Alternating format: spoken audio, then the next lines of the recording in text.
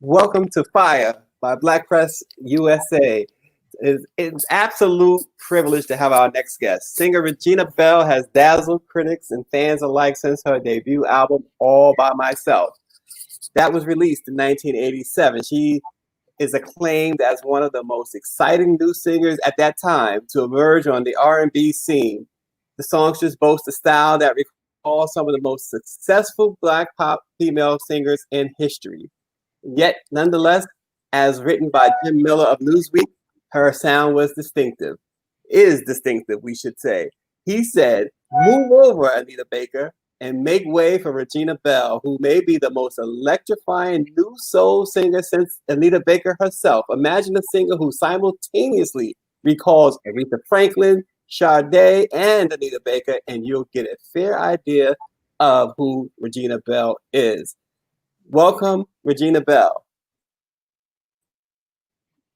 Hello, thank you so much for having me on the show. Oh, thank you. And before we get into it, we are a news organization, Black Press USA, and we just wanted to pass along today some breaking news out of the music world. Authorities in New York have arrested two men they believe responsible for the death of Jam Master Jay, Run DMC's Jam Master Jay, nearly 20 years ago. So there's some breaking news out of New York. The press conference is still going on, I'm told, as we speak, with the federal and local authorities. So that's a bit of interesting news, to say the least. I want to say good news in the fact that they appear to have solved that case. But anyway, let's go to our special guest, Regina Belle. It is certainly a privilege to have you. Let's start with this new sound, this new, not sound, but new music with, and y'all know I can't say names right, so don't get on me when I tell Dr. Van Zandt to fix my life. But Regina Belle has done some fixing with Iyanla Van Zandt. Yes. Freedom is it called. Tell us about that and how it came together. I actually had done the song, I want to say maybe 10 years ago, with my co-writer, Chris Walker. And at the time we were doing it for a museum. They wanted me to come and sing at the museum for the grand opening, but they didn't have any money. And so I said, I can give you the First Cousin I Love You rate, but I can't pay to come and work. So, and so he was the young man who I was speaking to was very tenacious about getting me there. And so he did some research and literally found a grant that all I had to do was write a song, and he could use the song for the opening, and then he could get the grant, and then he could pay me to come and sing. And because I was so interested, and so I guess I really valued the fact that he just didn't give up. So I said, okay, fine, I'll write the song. And so Chris and I wrote the song, and I ended up going there and singing for the grand opening. And 8 years later or 9 years later, I started looking at, well, it's not started looking at, but I think I just kind of got fed up with the whole racial injustice that was like right at my back door. The conversations that I'd had with my son and my children, my girls, but especially my son, were coming too close now. They were coming too regular.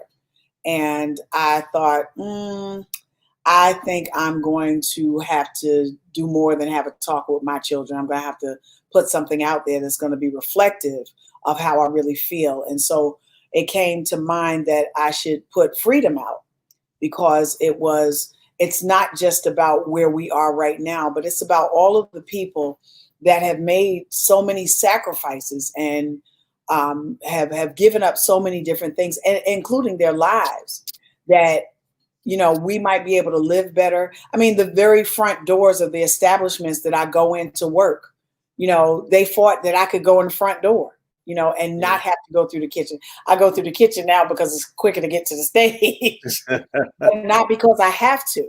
And so with those things, we have a responsibility as the generation that is privileged from their work to not only speak about injustices, but to do something about it and to further the work that they've already done. So, that was really just a small part of being a part of a movement that now we're seeing is totally just explosive now. And it's happening everywhere. Yeah. And obviously you are a mother and a wife. And you see the social, obviously speaking about it, the social injustices and the situations that arose from the George Floyd murder and things of that nature. So when you see that, and as a Black mother, can you speak a little bit more about the message that you have for your offspring, for your family? I'll tell you, it keeps me on my knees. When my son takes a little longer to get home, he already knows I'm a little concerned, and I'm concerned about all my children. I have 4 daughters and a son, but I'm so concerned about, my son because, the world doesn't love our children the way we do. We've been seeing that if nothing else, we can definitely attest to that in, the last couple of years in a magnitude of ways. And so it's very hard to watch that. There's some days where literally I just could not watch the news because I found myself being depressed. I didn't want to go outside the house. I didn't want to do anything. I just felt like, I wondered how my grandparents and my great grandparents, how were they able to live through this? Because they saw this at a much bigger rate, and I would say even closer to their front doors because they were a little bit more impoverished. They dealt with, they didn't have a lot of the things that I have just from a materialistic standpoint. They weren't able to just pick up their roots and just go live somewhere else where it was better. They literally had to live in those places and endure a lot of the things that were going on as it pertains to racial injustice. So I just wondered, some days I just was in my room like, how did they deal with this? Because this is nerve-wracking. I don't even want to watch the news now, and nobody burning a cross on my front lawn, but it's just the thought of that just makes me, it incenses me. So, it is very hard to live through this because guess what? There's some places in life that will not afford you to look to your wealth, your status, your celebrity, that it doesn't take you out of the realm of being on the same playing field with every person that you're surrounded by, be it person who has an education, person who doesn't have an education, person who lives in an affluent area, person who doesn't live in an affluent area. All those things mean nothing now when you're dealing with the fact that somebody hates you because of the color of your skin. Yeah, and the great equalizer is also this coronavirus. And before we even start going into that, I just wanted to share the love from your fans. Some of them have already started writing in. Bernadette the Cruz, absolutely my favorite artist. Bernadette says.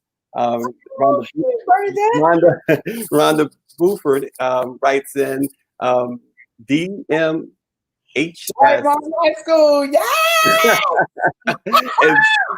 There you go. And where's that high school at? In Englewood, New Jersey. Englewood in the house. Be about it. Stacey Smith says, "Hey there, sis." Hey. And Carla Pierce, now that's my buddy. She says, "Love her music. My husband and I danced with our parents at our wedding 27 years ago to her song, If I Could." Thank you. Y'all still together, right? Well, I say that's my girl, that's my friend. I have a wife, she has a husband. I said she's still together. Okay. Yeah. Okay. Her husband is one of the greatest guys you'll know. My song did the job. Your song did the job. He picked the right woman and the right song.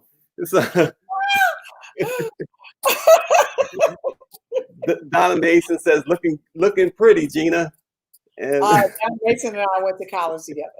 Yeah. And you know, for all those with the sharp eye, behind Regina Belle is that coveted Grammy trophy back there. Now, first of all, I'm going to ask you what that Grammy is for, but I'm also going to say this for those who don't know, and we talked about this a little bit before we went on air. There also should be an Oscar behind Regina Belle. Can you explain that to us, Miss Regina Belle? Well, just simply it went to the writers and not the singers who made the writer's song what it is. And no shade against Alan Menken and Tim Rice. They wrote a heck of a song. I mean, the song is wonderful. But that has more to do with the Academy and who and what they recognize. So, and what was the song? Tell me the song. Did win the Oscar. So, and what was the song? Tell me the song that won the Oscar. A whole new world, a dazzling place I never knew. But now from way up here, it's crystal clear that now I'm in a whole new world with you. It is definitely a whole new world on Black Press USA with Regina Belle just spitting out the great lyrics. You know, what was it like working with Peabo Bryson and some of the other greats that you worked with?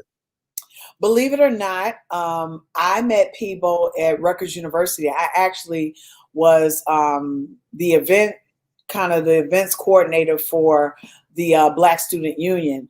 It's called the ASC, the African Student Congress, at Rutgers University, where I attended.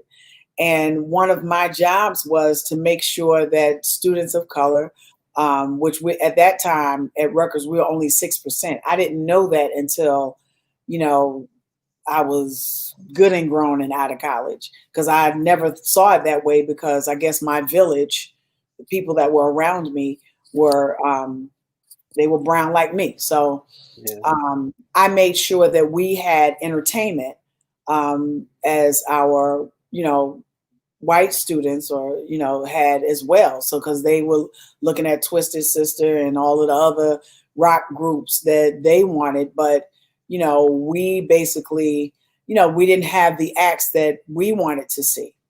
And so when I got on board, I had to meet with them and, kind of be the voice for Black students across the campuses. And one of the acts I brought there was Phyllis Hyman and Peabo Bryson. Now, don't tell nobody.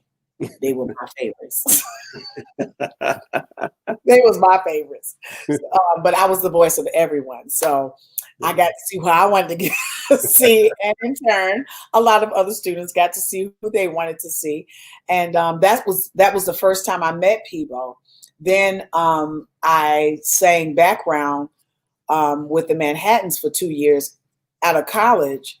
And so I got a chance to see Phyllis Hyman and Peabo Bryson and Gladys Knight and the OJs and Tyrone Davis and Denise LaSalle. And oh my God, the list just kind of goes on. And I got a chance to see all of them up close and personal. And so traveling with people, I reminded him of coming to Rutgers because I also met Roberta Flack. You're killing me softly here. You're killing me softly. And so, because she came with him when he came to Rutgers.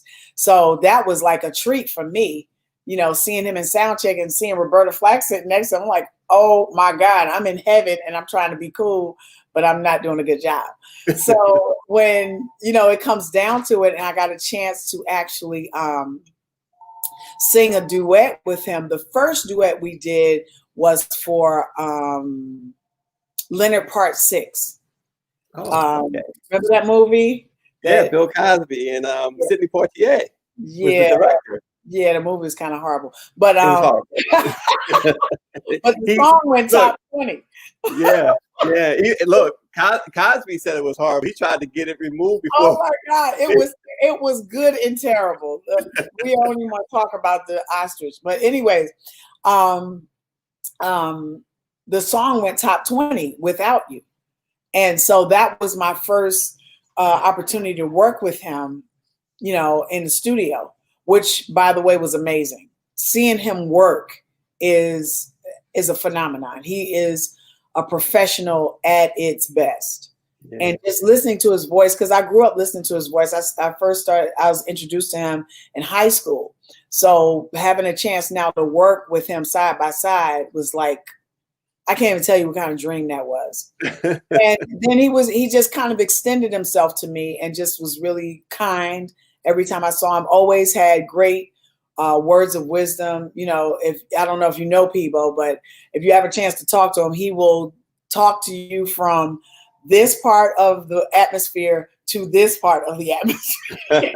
He will cover it up. He's very knowledgeable about a lot of things.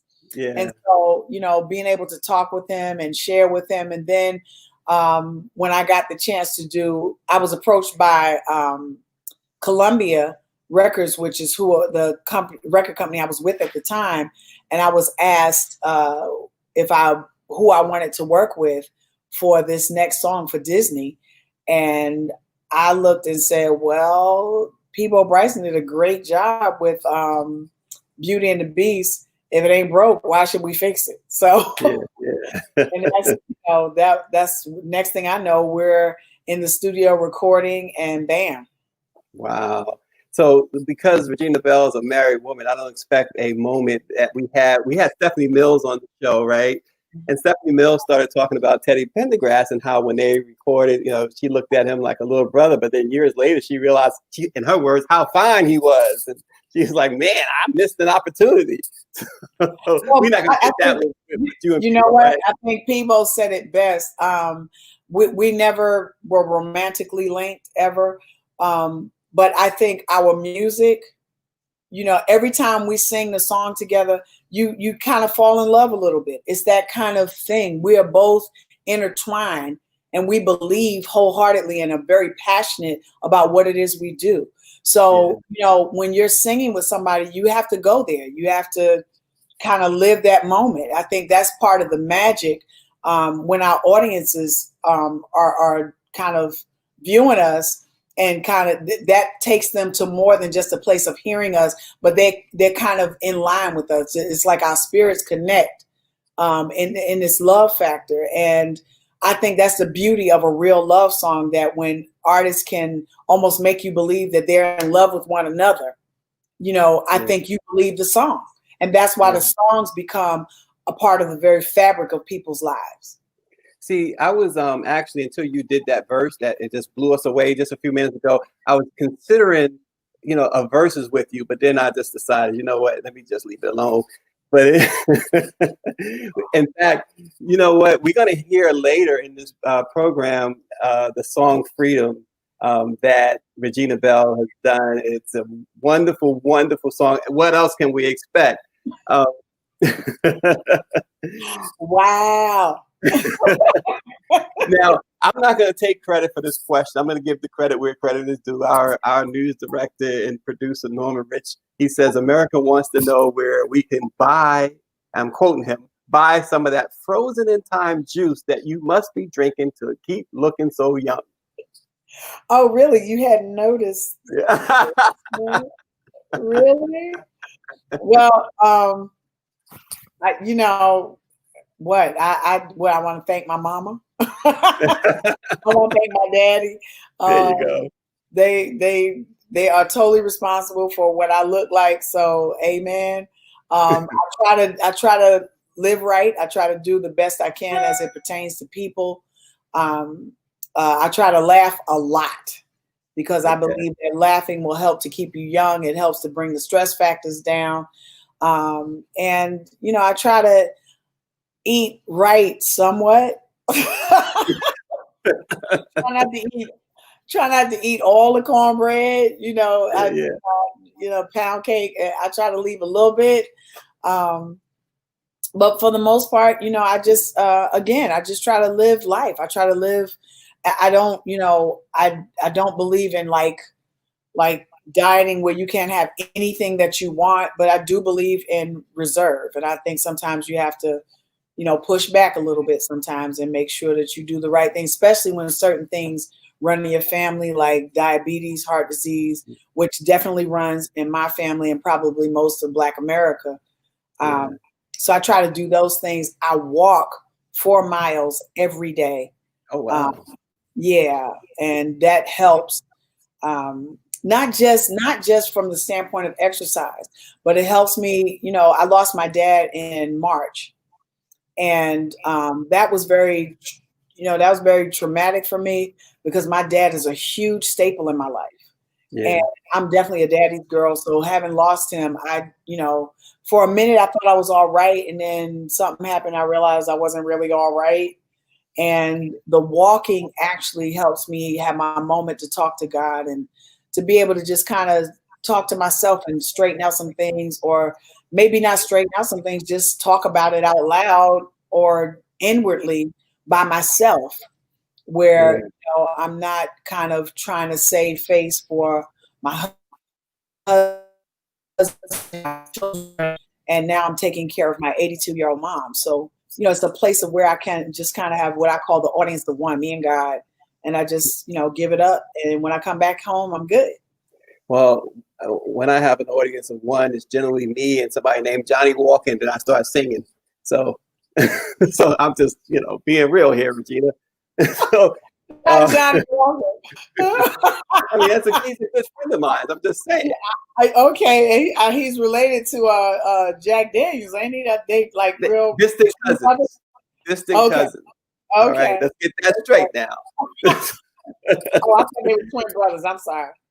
No, they just. I just heard that. I mean, I don't know that from me, but I don't heard. be believing rumors. You know better than that. Okay.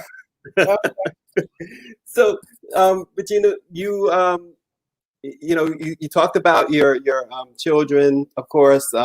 You mentioned being a caregiver, and especially at this time of the coronavirus. Can you tell us a little bit about how it's treated you and as a mother and as a caregiver? Wow. Let me say to all caregivers out there, my hats are off to you, and I'm praying for you every step of the way. AARP, I had no idea as a representative. You work with and work for and talk to and sing to all these different people, but you never kind of come to the realization that at some point, maybe this particular entity and those people that you minister to are not going to have to minister back to you. And I'm very grateful to be with an organization like AARP because they have allowed me from many areas of my life to to be a foundation in what I'm dealing with. With my father passing away from stage 4 lung cancer, not being able to get to him. When I tell you that broke my heart, and that made me I think that made me kind of, let's just say, a different person, just, angry,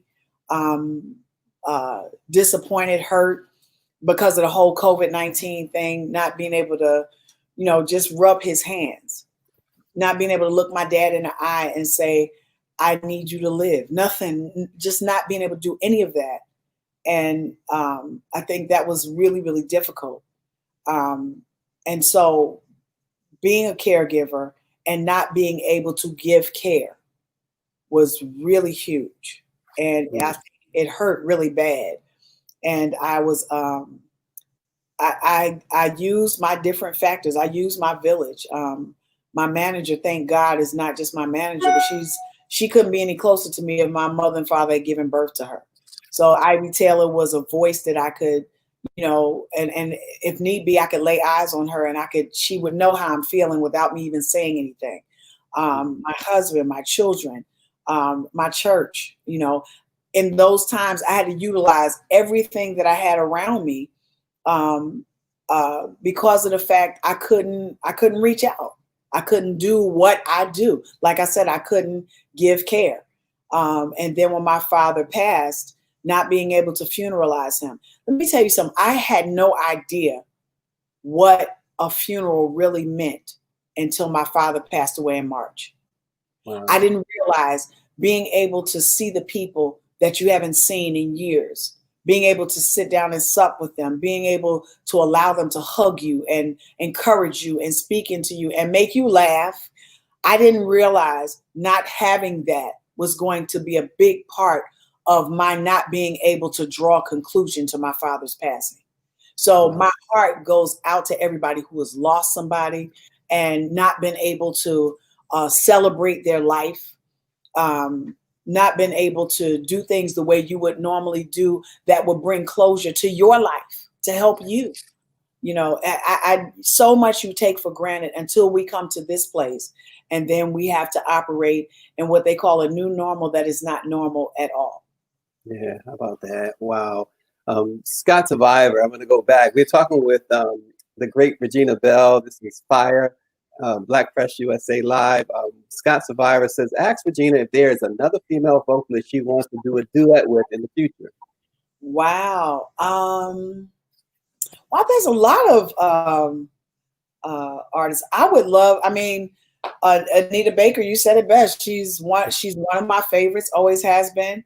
I would love, well, I actually got a chance to do a duet with her and her song on stage that kind of went viral at the Capitol Jazz Fest a few years back with her song that helped put me on the map. So we did You Bring Me Joy. And that was a song that I did at Carnegie Hall the night I was asked by Joe McEwen from the A&R division of Columbia if I wanted a record deal. So, you know, I got a chance to actually tell her that on stage, and then we sang the song together. So, I mean, she would be definitely one of the people I would want to do a duet with. Gladys Knight is probably my number one. Gladys Knight to me is butter. She doesn't even get old in my eyes. It's just, her voice is just unmistakable. It's how can I say, she brings joy to your life. You know, Gladys Knight.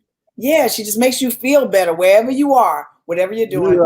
You mentioned Anita Baker and Gladys Knight, and I saw the most extraordinary thing. You know, who has Gladys Knight open for them? This happened in 1995. I was in Baltimore, concert. Yeah, Gladys Knight opened for Anita Baker. I couldn't believe it. Could not believe it, but you know, it was one of the best shows you'll see. Yeah, there you go. No, that's a co-headliner. Well, at best, that's a co-headliner. If not, Gladys is definitely going to have to be my headliner. Sorry. Yeah, there you go. you still get it, but Gladys, and not just from a historical standpoint, but she, to me, to be able to come through in the years. I mean, listen, it might be because Gladys was who she is that Anita gets to be who she is. Yeah. And I don't know that, you know, I know Anita pretty good. I don't know that she would disagree with me. If she does, I'm so sorry, Anita. You know, I love her sister, but I got to tell the truth where the truth is. So, you know, yeah, definitely. So your fans and admirers are still dropping some love for you. Donna Mason says, good genes, beautiful parents. Tracy Smith says, me too. And Thomasina Perkins. Thomasina is always on top of things. She corrected us. Jack Daniels is the nephew of Johnny Walker. Okay, Thomasina, I'm gonna need you to keep that little bit of information to yourself.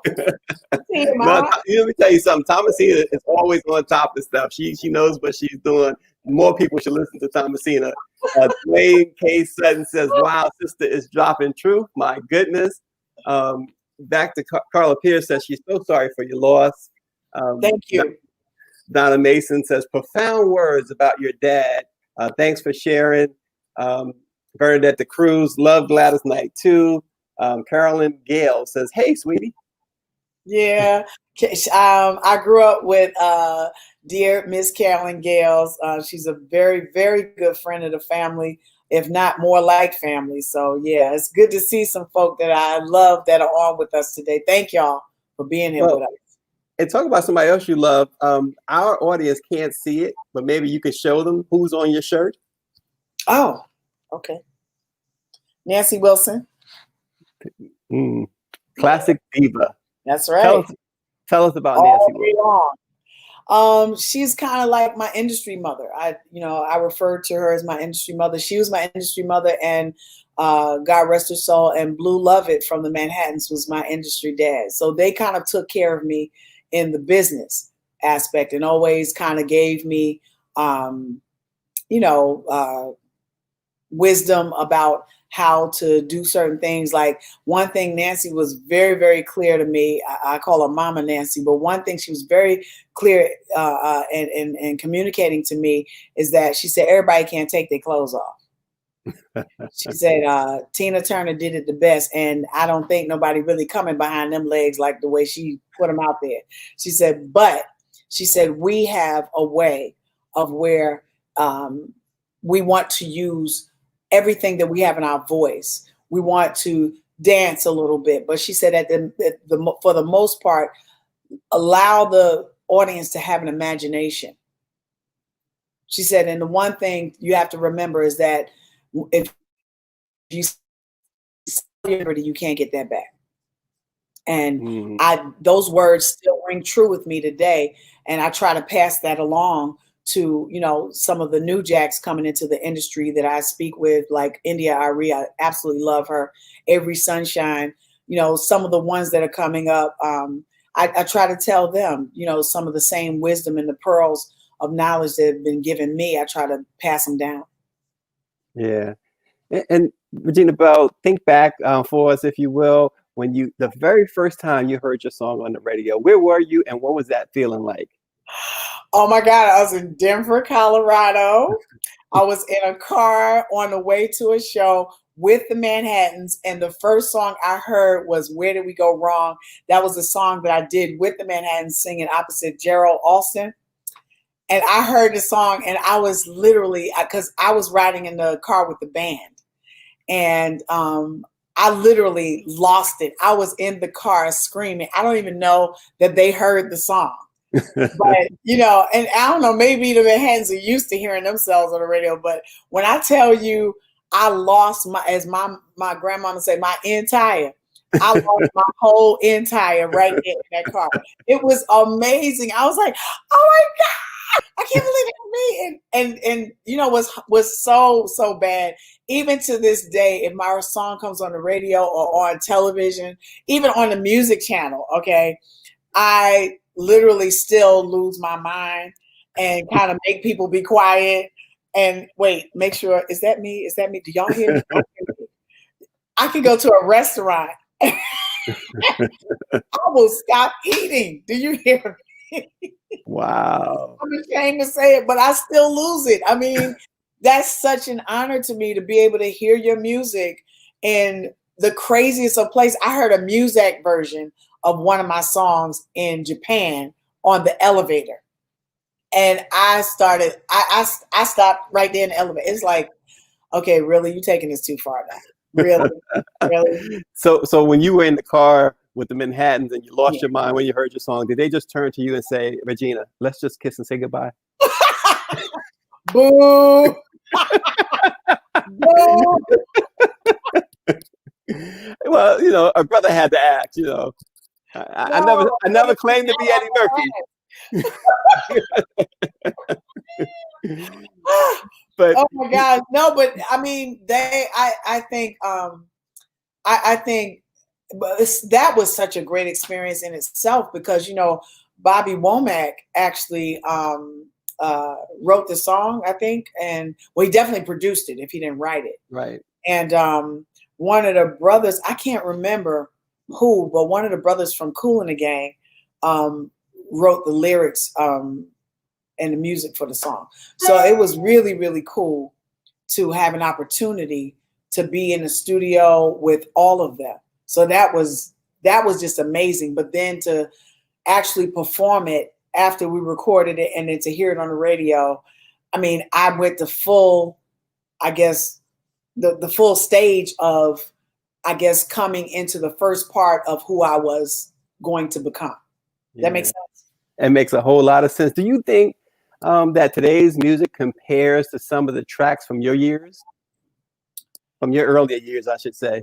Some of it does. Some of it does. I think there's not a lot of autonomy, in music today. I can't discern. Like I might hear 4 or 5 different male vocalists that sound like Usher, and then, then Beyonce. There's whereas myself, Cheryl Pepsi Riley, Allison Williams, Mickey Howard, Anita Baker. We all had our own distinctive sounds, even though you could have some isms of each other. But we all, like Mickey and I can do some things where we might do it alike, but then the difference between a Mickey Howard song and a Regina Belle song. Right. And so, I think in some aspects, there's a lot of, we don't look to have our own sound. It's okay to emulate someone for a time until you find yourself. But once you find yourself, then you got to go ahead on, step out on faith and work on what it is that you do well and your sound and develop who you are. Because remember, the person you're emulating, we already have one of those. How about that? Well, I tell you what we don't have is a track called Freedom. So we're going to let your audience, we're going to let your fans hear this new track, and you can tell us about it afterwards. But here is Freedom by Regina Belle. You can't buy it, but oh, you can waste it. By not remembering who you are, you can waste your most precious gift, freedom.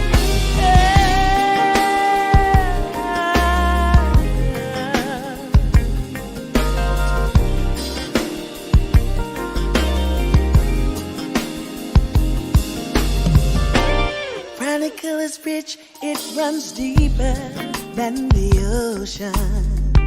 So please don't forget, it's our history and our legacy. We are more than just a slave ship coming to America. And we owe it all to those who have lived and died so that we could be more. Freedom. Mama prayed and cried for. Freedom. Daddy took his leg out for. Freedom. It was the freedom to live for every man, woman, boy, and girl. Freedom. I dare you to believe. Freedom. In their visions and their dreams. Freedom. Nobody greater than yourself if you can see. I want to know what the mothers and the fathers of old would say about us now. Would they be proud of us? No. Would they scream at us? Just hang their heads down. Take a look around at all that they've achieved. They did it for you and they did it for me. Freedom. The dark continent kind. Freedom. But innocent people die. Freedom. Was it all in vain? Gotta change the way we think. I'm talking about freedom. Cause we can be what we wanna be.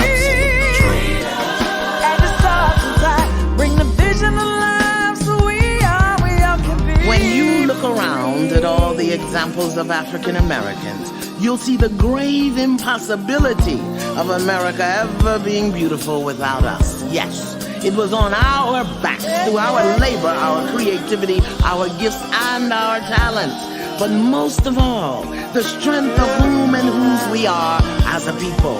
We never gave up on the audacious freedom to simply be.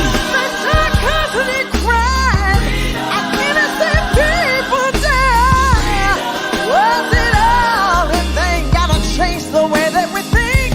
I'm talking about freedom.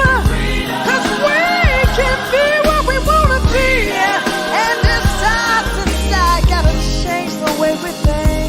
I'm talking about freedom. President Nelson Mandela. The power to stand. Jackie Be Robinson. your own man and woman. Shirley Chisholm.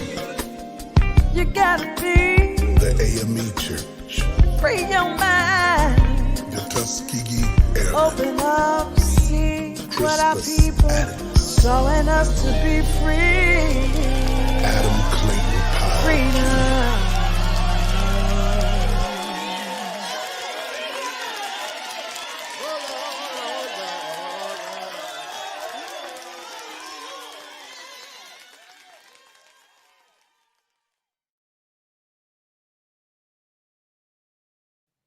You know, I have to share with you again, your backstage buddy here, our news director, Norman Rich. He says, I will be right back. I have to go get my fire extinguisher from downstairs because my computer is smoking from this track. Thank you. That voice is amazing. Not that we expected it to be anything different, but you know, there's more of a story behind this song. Talk about when you released the song, how you released it, and why you decided to do it.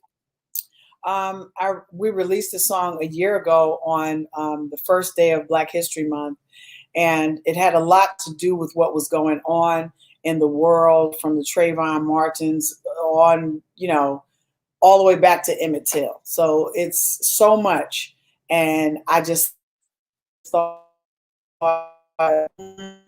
I need to do something. This is a very small piece that I can do. So I just took my own money and invested in what I would say is not necessarily myself as much as it is my children, to be able to have something to understand that there's a greater responsibility than just to live and, you know, be silent based on all the work that we know our ancestors have done to get us to where we are right now. So even what we're dealing with concerning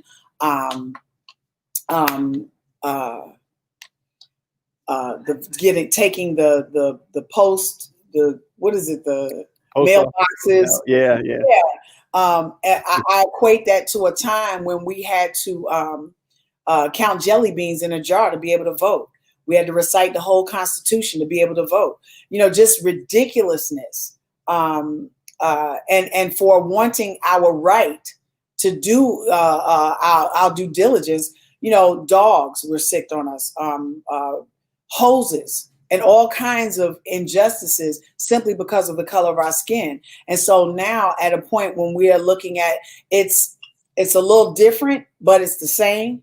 In other words, it's an equal opposite to what was going on back in the 40s and 50s. And so, you know, I said, this song is the least that I can do. Let's start there, and then we'll keep on progressing from there. But I've always used my voice to speak up about things that I just deem we ain't fitting to take this. I know I got a Rutgers degree, but we ain't fitting to take this. Yeah. Say that one more time. We ain't what? We ain't fitting to take this. There you go. Well, the reviews are in. Scott Survivor says, congratulations, that's a hot track. Annette Phillips says, powerful song. She also calls it a motivating song. Donna May says, freedom is freedom. This is beautiful, Gina. Carla Pierce loves your voice. Thank you. Sophia, the historian Nelson, I like it. Donna Mason says, gorgeous photo. Ronald Taylor, he says, all your music is so positive and always have a message. Your voice is so unique. You can hear the gospel, R&B, jazz, etc. in your voice. Love this woman to the moon and back. Thank you, Ronald. Carolyn Gales, your buddy, says, wow, awesome, Gina. And I thought I was looking at Sydney. Sydney is my daughter. Oh, okay. Yes, she also sings too. Oh, wow. Look. And then Nicole McDaniel, my sister, she says, beautiful song. That's my little sister. Oh, okay. Hi, Nicole. So, you know, you decided to use your own money, as you said. Why was that so important?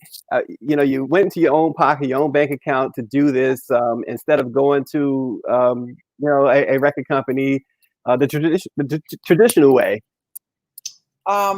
Because of the urgency and when I wanted it out. I wanted it out, and for Black History Month, I wanted to have a contribution, and I didn't want to wait for somebody to tell me that it needed this or it needed that. Iyanla Vanzant, Dr. Iyanla Vanzant was kind enough to offer her gift to the track because the track was already finished, and I was definitely going to release it. But we actually had a show in New York. Where were we again? We were at the Kennedy Center, and I let her hear it backstage, and she told me, she said, I love it.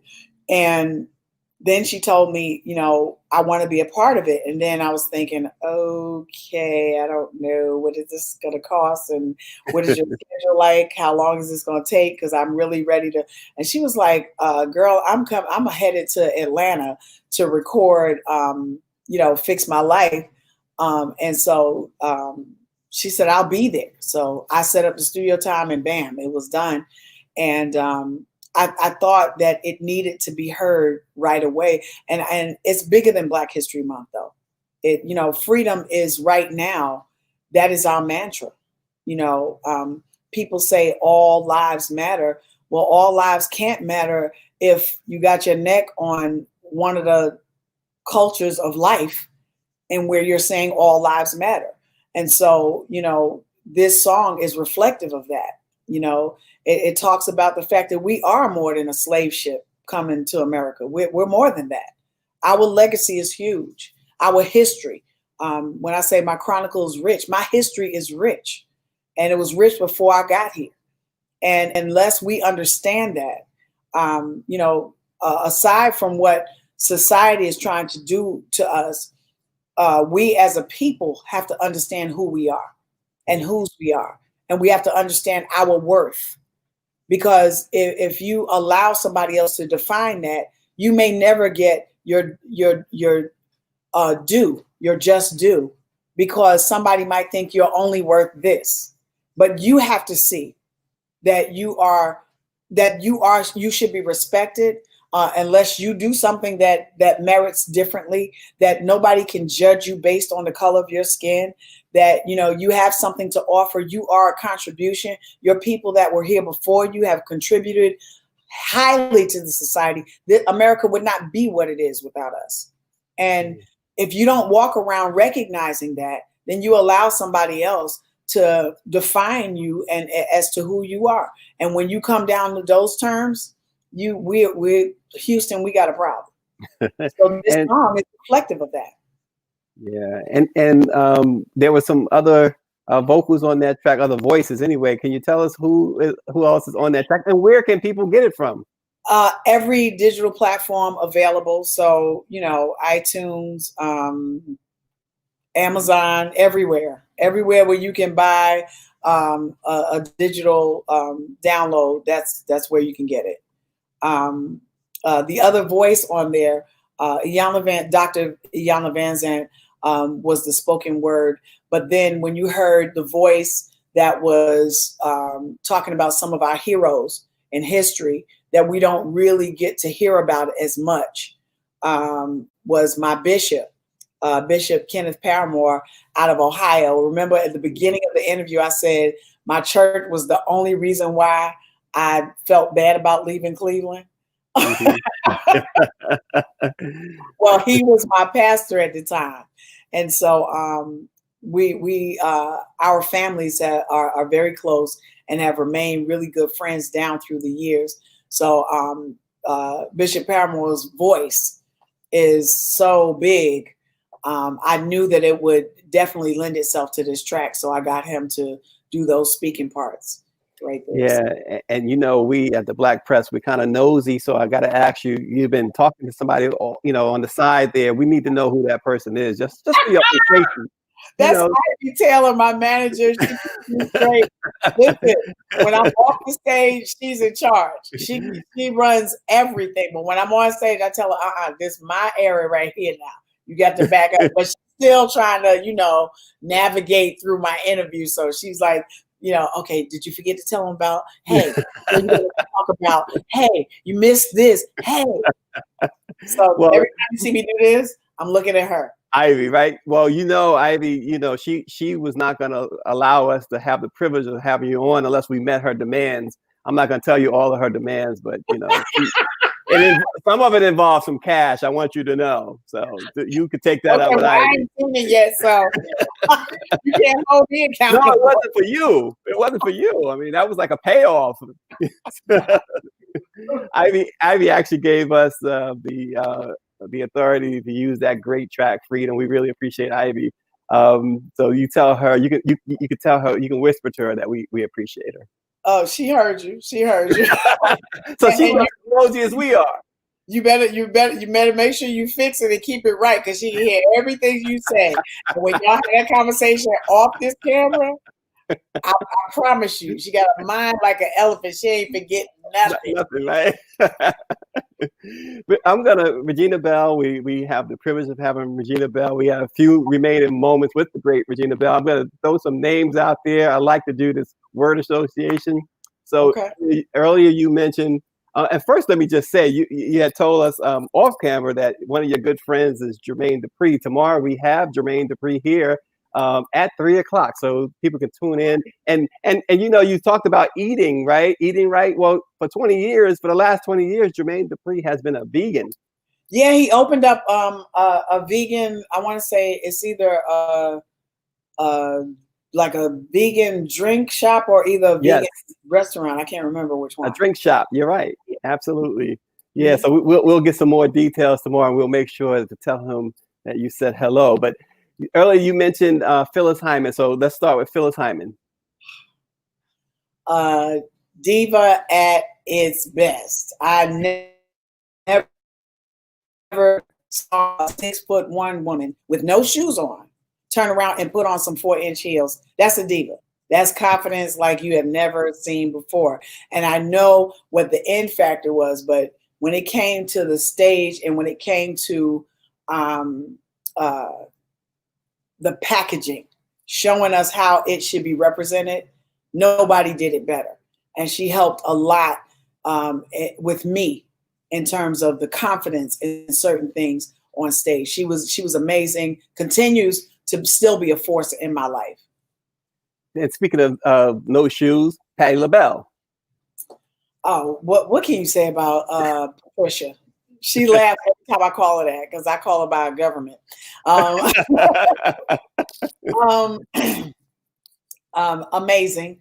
Amazing, beloved throughout the world, and rightfully so.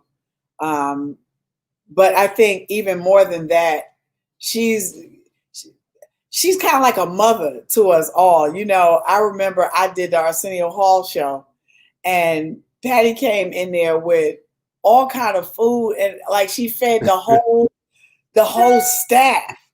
And I'm like, what's really going on? And that's just her MO. Even when she talks to me on the side, I was performing, background, as I said, with the Manhattans. And so, I would get to know all the artists that were on the show with us. And so Patti was one of the ones who I've loved for forever. And so I got a chance to talk to her, and she was always, it's always that little pearl of wisdom. And then she knows how to make you laugh. And then she goes out and kills. And it's that kind of thing where, you're so amazed because this is the person you grew up looking at. And now you're on stage, like singing background with the Manhattans was like, it blew my mind enough. But then to actually share a stage with her, oh, I can't even tell you what that means. So, all these artists that you've named have had serious places throughout my life in helping me to become who I am. Yeah, we're trying to get Patti on without her shoes. So when you talk to her, tell her, the Black press would like to have her on the Fire broadcast, but without shoes, okay? I'm going to tell her exactly what you said. See, you're terrible. You probably would. I definitely will. I definitely will. So if you don't want to repeat it, don't say it. Get a brother in trouble. Shucks.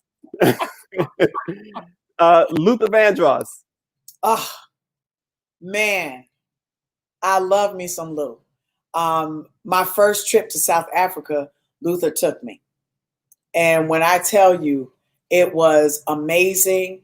That was a dream come true.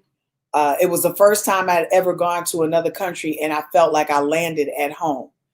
I had never, it's someplace I always wanted to go. And in college, I was a history major. Africana studies was my major. And so to go to Africa, you know, of course, that's going to be a dream come true. And so I get there, and to see all of these faces that look like me, and oh my God, it was just something amazing. And going there and having the experience of being there, but sharing it with Luther Vandross. What can I say? I mean, we were performing in front of a crowd of 15,000 people. I mean, it doesn't get any better than that.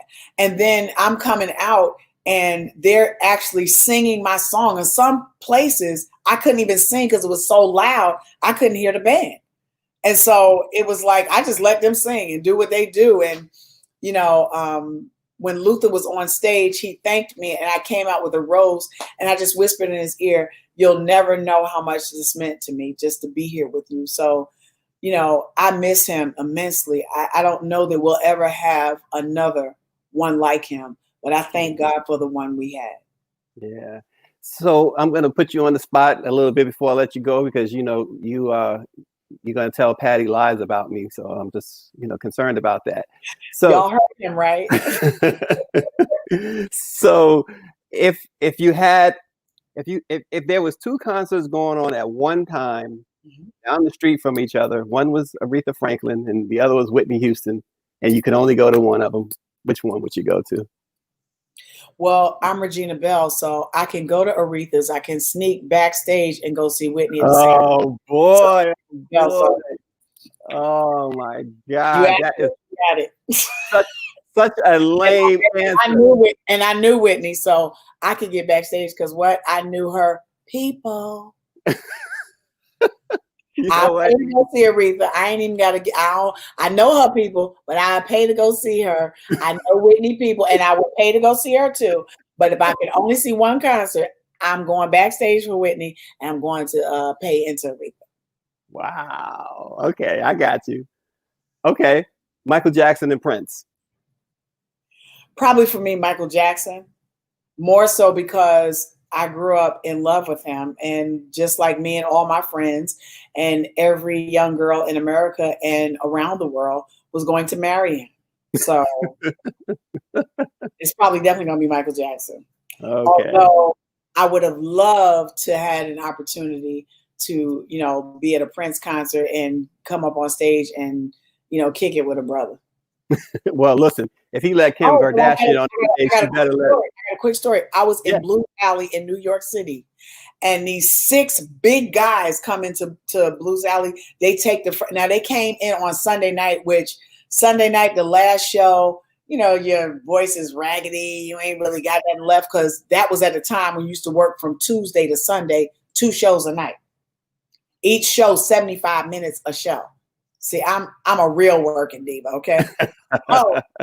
The last show, he comes into this 6 big burly guys, and I'm like, who are these people? So I'm thinking somebody coming to arrest us.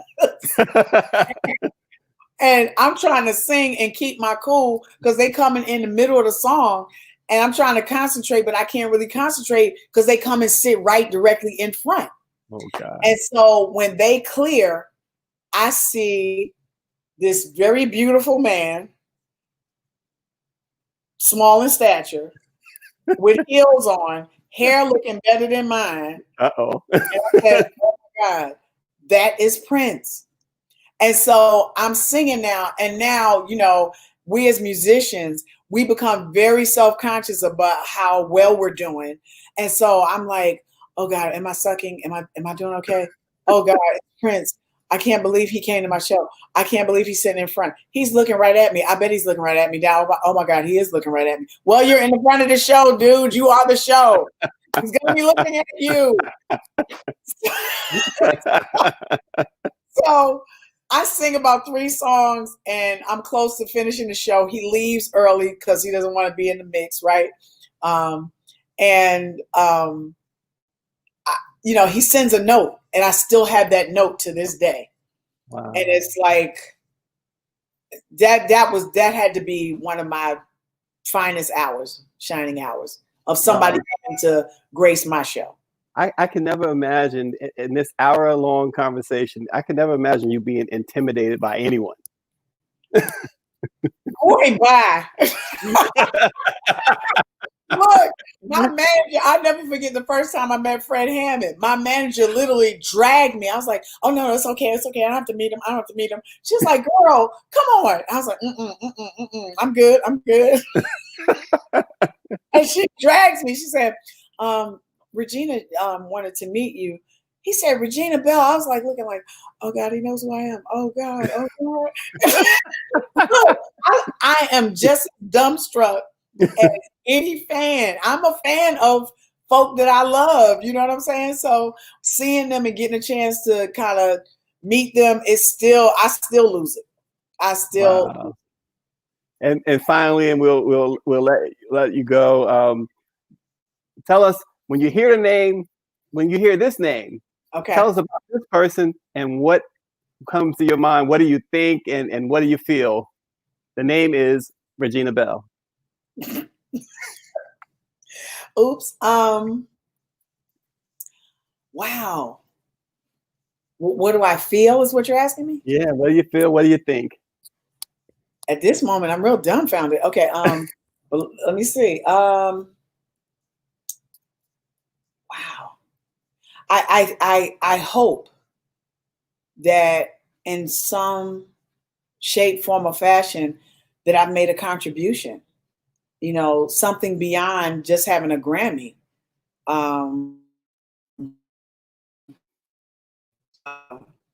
I pray that, you know, I think I know the biggest thing that touches me, I think, is when somebody comes to me and says, I didn't take myself out after listening to your song. Mm. Your song stopped me from making a very big mistake with my life.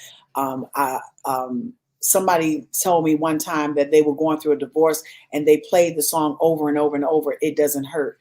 Those songs, I think, even though the music, you don't want to be just defined by the one thing, but guess what? That's the biggest thing in my life that lets people around the world know who I am. And so I would hope that I have made some sort of a contribution that would help somebody with their life to be better.